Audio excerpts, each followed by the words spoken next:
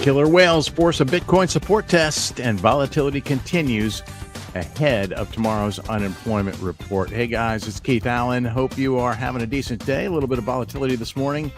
Kind of exciting, actually, and kind of predictable as well. If you've been paying attention to the stream, hopefully you were not caught off guard. Hopefully you saw the thresholds broken and you knew that that test was coming and you knew where support was going to land. Because we spelled that out pretty clearly for you here over the past several days, pretty much every day this week, actually. So we are going to climb in today. I'm going to show you, we're going to climb into the charts. I'm going to show you how I have been watching and monitoring liquidity movement in the order book. And you can call it a choreographed move. You could call it liquidity herding, you could call it liquidity herding, or you could call it, some folks call it manipulation. It's probably fair play, right? But whatever the case may be, I've seen a series of moves of moderate to decent sized blocks of both ask liquidity and bid liquidity moving around, which kind of showed us the way that the direction the price was going to go. The bounce came from a predictable spot, but I'll be honest with you, we've got more volatility percolating. We have an unemployment report and non-farm payroll report coming out tomorrow, and I think that we're going to see the order book exploited a bit more volatility up to and through those reports tomorrow morning. As always, if you haven't done so yet, do me a favor. If you like these streams, be sure and share it. Help me grow this channel. Also, if you haven't done so yet, make sure you hit that subscribe button. That's the little bell up there, up above, on that side, actually, on YouTube. And speaking of YouTube, live chat is open. So if you'd like to join in, I always enjoy engaging with you, whether you have insights you want to share, you got questions you want to ask. I always look forward to the opportunity to engage with you guys. And I do appreciate the support. So please, by all means, keep it coming. And let's grow this thing together. Without further ado, we're going to go ahead and jump into the charts. And the first thing that we're going to look at is fire charts, because this is where I've seen some behavior that I have witnessed many times before. And, it's getting to the point where I really think that there's value in, rather than spreading yourself thin across as many coins as you can, get your hands on. I prefer to focus on a few things, right? And largely my focus is on Bitcoin, as you guys probably know by now. And in doing so, especially in terms of analyzing the order book, I get a good sense, or I have over the years developed a good sense of how things tend to operate with this coin based on liquidity movement. And I think that each asset probably has a personality of its own. And so if you can focus on whatever the number is, I personally can't focus on a lot. Some people have the brain capacity to focus on dozens and dozens and dozens of coins. If you can do that, more power to you. I would say just you're better off in general sticking with what you can really concentrate on rather than spreading yourself too thin. With that, I want to show you something here in the order book, and I'm going to I've pushed the contrast a little bit here, and I hope you can see this. In fact, I'm going to push it a little bit more just so that you can see it maybe even a little bit better. Let me refresh this, and in doing so, we can see where things have how things have kind of developed here. All right, so I'm pushing this volume percentile filtering up here just so that we can see these blocks better. And here you can see we had a series of blocks move, kind of stair-stepping down, right? Tip to tail, or tail to tip, however you would like to say that. But nonetheless, this appears to be the same entity moving from 99K down to 97K. And, these were pretty much the same size. This was double stacked here. Nonetheless, the net effect is the same, right? They're pushing price down. No intention of getting filled here.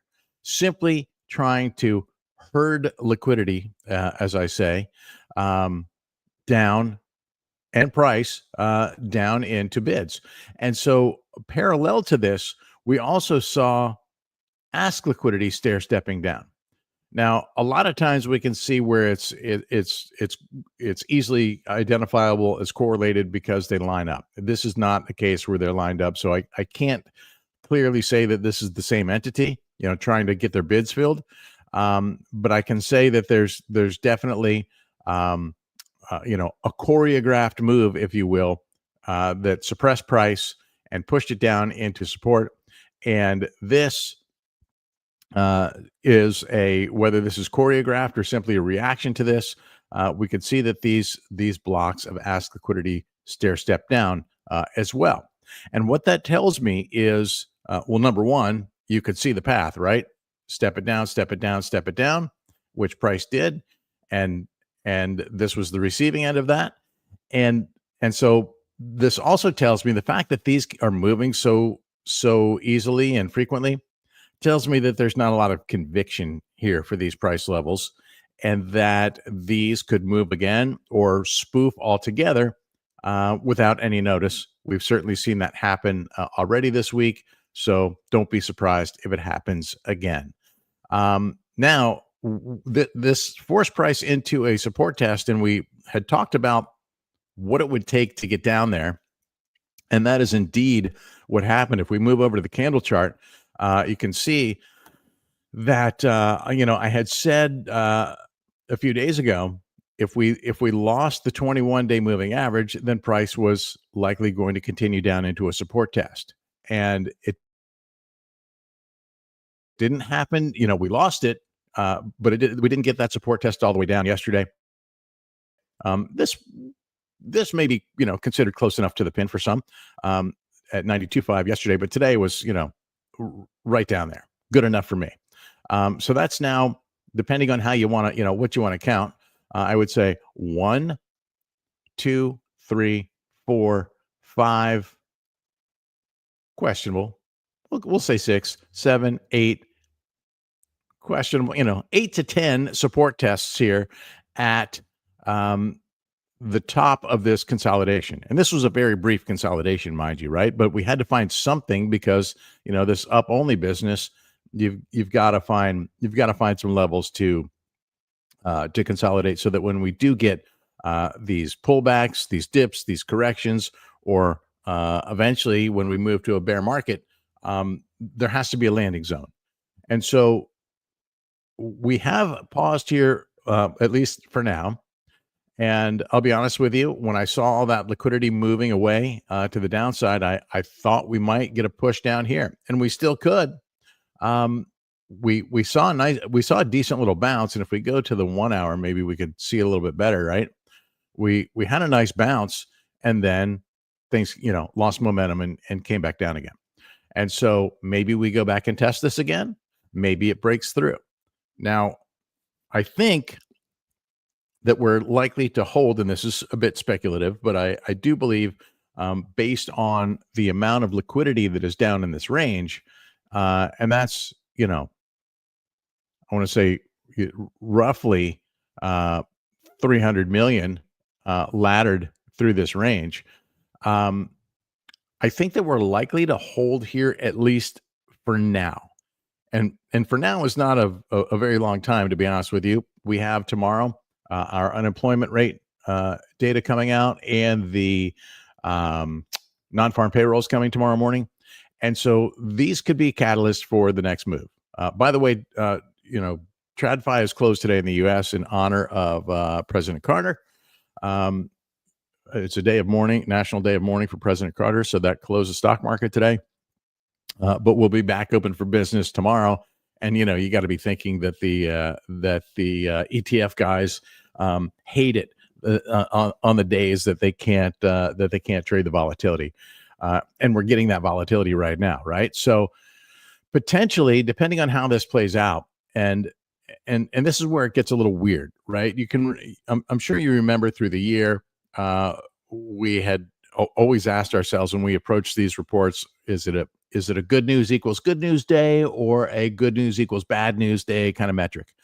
And we're in kind of a funny place because we have obviously the administration transitioning here with President-elect Trump taking office Inauguration day is January 20th, which is coming up, rapidly approaching. That's in, 11 days. And so the market is kind of anticipating and a bit uncertain about how things may go once he takes office, right? Obviously, a lot of promises were made. How's the execution on those promises going to be? And obviously, he's saying a lot of things now, not necessarily related to crypto, but makes you question what is actually going to happen, right?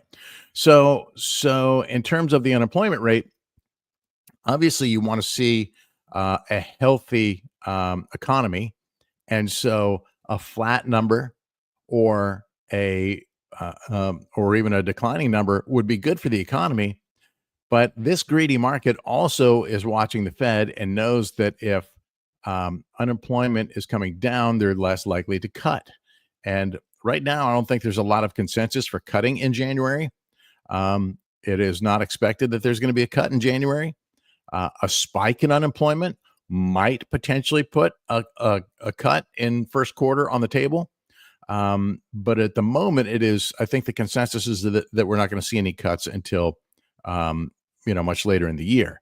So that's something that's fluid and being watched. And I'm a bit unsure of how the market is going to react to the number.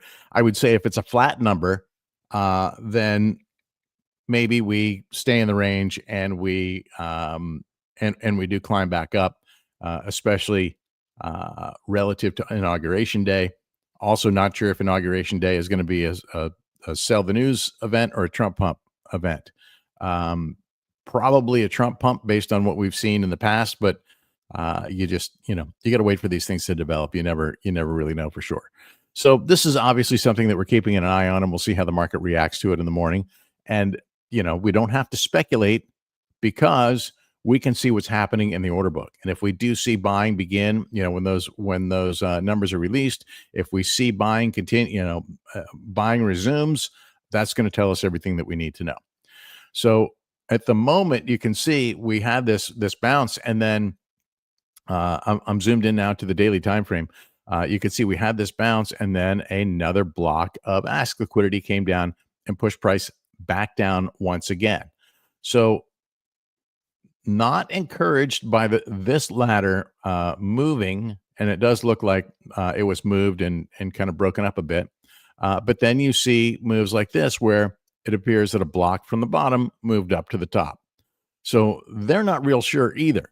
And I do think that these bid ladders do intend to get filled down here.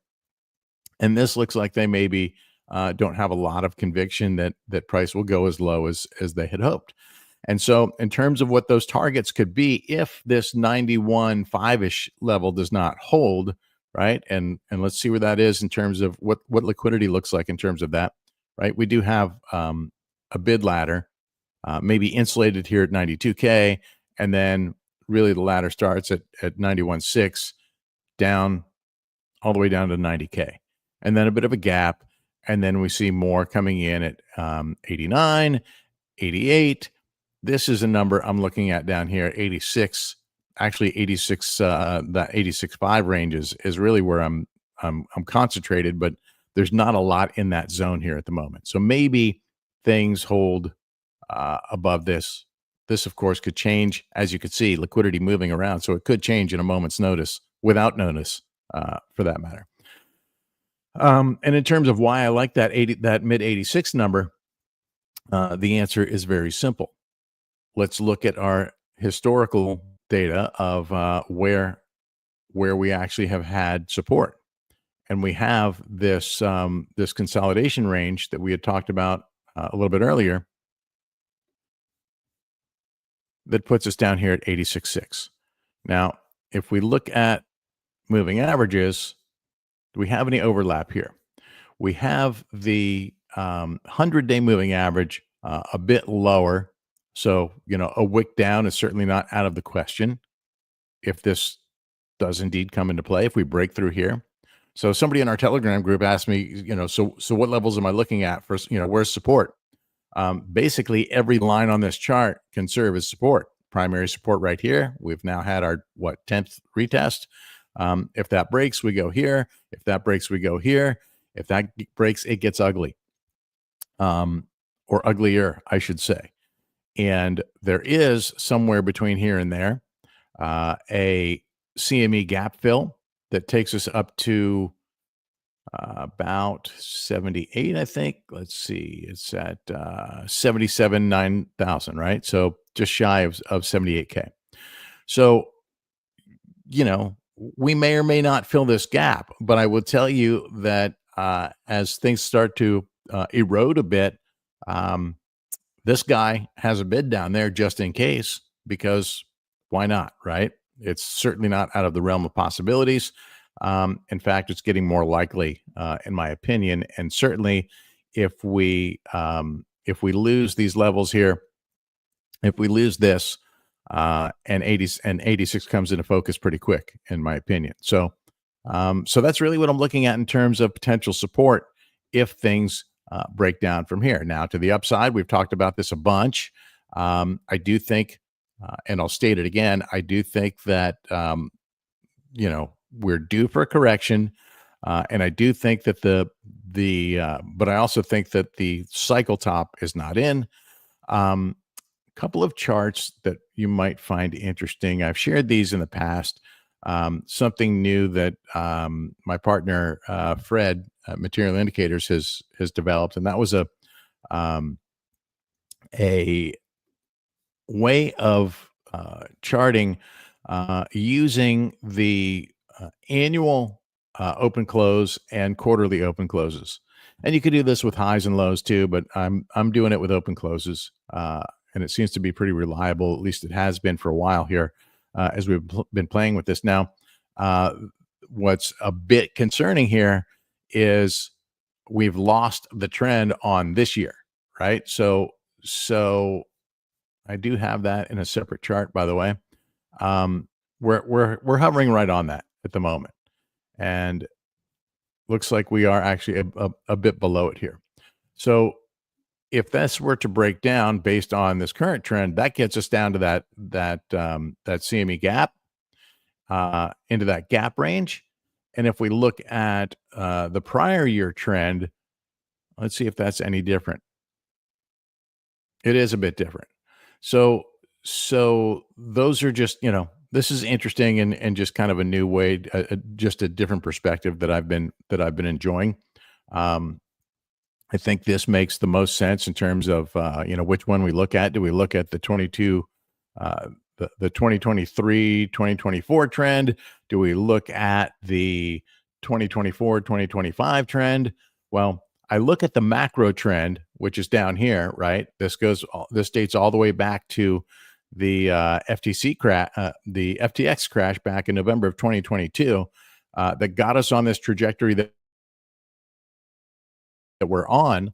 And if we revise that a bit based on which isn't something I typically like to do, right? I have my original line here. But if we look at where the more recent part of this trend is, where the lows have been since back in really August, September of 2023, we're on a perfect trajectory with the 50-week moving average. And that has some correlation with the 2021 top at 69K. And, so this is a level that we really don't want to see. We really don't want to see this broken. If this breaks, then we may have concerns about how the overall market's health is. But at the moment, this is all very much intact. And in my opinion, the trend is still quite healthy and quite early, for that matter, right? Here's all the prior halvings. I think we got time here, friends. So in a nutshell, that's what I'm eyeballing here. And we'll continue to monitor these levels along with the liquidity in the order book to get a sense of what's coming next. You can see, look at this. It's happening right before our eyes. More suppression, right? This block just inched down a little bit, and they're just trying to push price down further and further and further. Maybe they're trying to get it to that 91.5 range. Maybe they're trying to get it all the way down to 90. Maybe they're trying to push it even further into that into the lower end of that support, which we have not visited Not even once. So, didn't mean for that to happen. We haven't visited that once. So anything is possible here in the Wild West of crypto. No question about that. But you got to watch these levels and know that if one level fails, where the next target is, and of course know what your thresholds are for invalidations and validations and risk management. Risk management definitely key here. So hopefully we have a decent unemployment report tomorrow and a non-farm payroll report that doesn't create a lot of drama. And I think if that happens, that we will hover back up as we approach inauguration day. I would just expect more volatility between now and then, because let's face it, the market is looking for opportunities to shake people out. And of course, everybody's looking for opportunities to make money. So don't get panicked over this volatility, right? If you're a long-term investor, nothing has changed. If you're a day trader, this volatility gives you opportunities in both directions pretty much every single day. And with that, I'm going to wrap it, guys. I appreciate the support as usual. If you're interested in any of the tools, you can head over to materialindicators.com. And of course, I will have links in the YouTube description. All right. Going to wrap it there, guys. Have a fantastic day. And as always, trade safe, my friends.